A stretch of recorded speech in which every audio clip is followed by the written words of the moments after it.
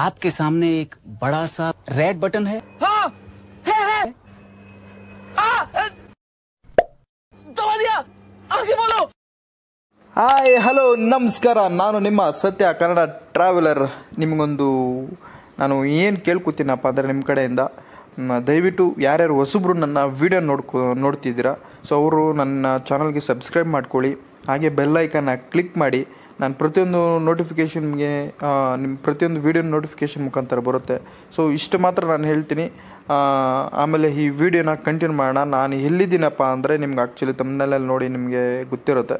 ನಾವು Queens Baat house ಕಡೆ ಬಂದಿದ್ದೀವಿ. ಸೊ ಕ್ವೀನ್ಸ್ ಬಾತ್ ಹೌಸಲ್ಲಿ ಏನೇನು ಯಾವ ಥರ ಆರ್ಕಿಟೆಕ್ಟ್ ಮಾಡಿದ್ದಾರೆ, ಯಾವ ಥರ ಇದೆ ಅಂತ ಒಳಗಡೆ ಹೋಗಿ ನೋಡೋಣ ಬನ್ನಿ. ನೋಡಿ ಎಷ್ಟು ಚೆನ್ನಾಗಿದೆಯಲ್ಲ ಪಾರ್ಕೆಲ್ಲ. ಅಂದರೆ ಇಲ್ಲೆಲ್ಲ ಕೂತ್ಕೋಬೋದು ಆರಾಮಾಗಿ, ಒಂದು ಸ್ವಲ್ಪ ಹೊತ್ತು ರೆಸ್ಟ್ ಕೂಡ ಮಾಡ್ಬೋದು, ಅವರೇನನ್ನಲ್ಲ. ಅಂದರೆ ನನಗಂತೂ ತುಂಬ ನೇಚರ್ ಫೀಲಿಂಗ್ ತುಂಬ ನನಗೆ ಫುಲ್ಲು ಖುಷಿ ಆಯಿತು. ಅಂದರೆ ಇಲ್ಲಿ ಒಳಗಡೆ ಬರೋಕ್ಕೆ ಮುಂಚೆ ಆರಾಮಾಗಿ ಅಲ್ಲಿ ಕೂತ್ಕೊಂಡು ರೆಸ್ಟ್ ಮಾಡಿಕೊಂಡು ಆರಾಮಾಗಿ ಬರ್ಬೋದು, ಆಯ್ತಲ್ಲ.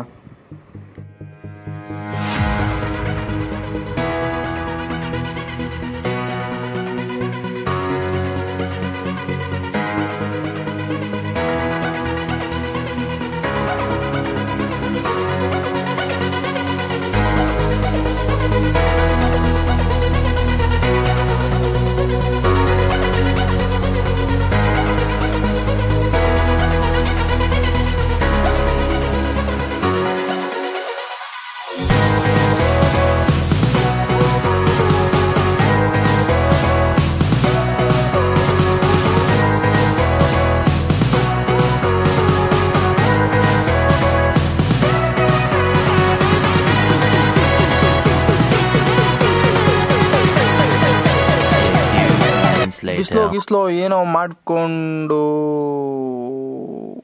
ಬಂದ್ವಿ. ಇದೆ ಸ್ನಾನಗೃಹ, ಕ್ವೀನ್ಸ್ ಬಾತ್ ಹೌಸ್ ಅಂತಾರೆ ಇದನ್ನು. ಸೊ ಇದು ಇನ್ನೂ ಚೆನ್ನಾಗಿತ್ತು, ಹಾಳಾಗಿದೆ. ಯಾವಾಗಪ್ಪ ಹಾಳಾಗಿದೆ ಅಂದರೆ 1565 ತಾಳಿಕೋಟೆ ಯುದ್ಧದ ದಿ ಬ್ಯಾಟಲ್ ಆಫ್ ತಾಳಿಕೋಟೆ ನಂತರ ವಿಜಯನಗರದ ಸಾಮ್ರಾಜ್ಯ ಪತನಗೊಂಡಾಗ ಇದು ಸ್ನಾನದ ಗೃಹ ಹಾಳಾಗಿತ್ತು ಅವಾಗ. ಆಮೇಲೆ ನೀವು ಇಲ್ಲಿ ಏನೇನು ವೈಭವ ನೋಡ್ಬೋದು ಅಂದರೆ ಮೊಘಲ್, ಆಮೇಲೆ ದ್ರಾವಿಡ ಶೈಲಿಯ ಒಂದು ಮುಂತಾದ ಕಲೆಗಳನ್ನ ನೀವು ನೋಡ್ಬೋದು.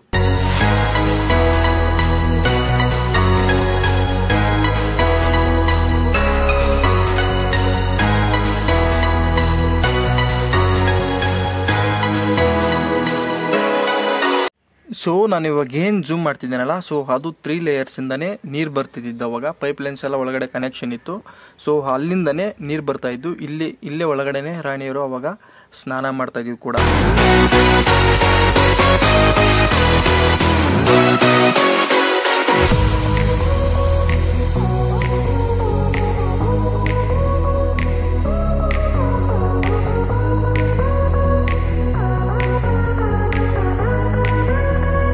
ಹಾಗೆ ಹೋಗಿ ಯಾರ್ಯಾರು ನನ್ನ ಚಾನಲ್ನ ಸಬ್ಸ್ಕ್ರೈಬ್ ಮಾಡಿಲ್ವೋ ದಯವಿಟ್ಟು ಸಬ್ಸ್ಕ್ರೈಬ್ ಮಾಡ್ಕೊಳ್ಳಿ. ಇನ್ನೂ ಬೇರೆ ಬೇರೆ ಕಂಟೆಂಟ್ ವೀಡಿಯೋಸ್ ಮಾಡ್ತಾನೆ ಇರ್ತೀನಿ ಹೀಗೇನೆ. So until that, take care, bye bye. खत्म, बाय बाय, टाटा, गुड बाय, गया.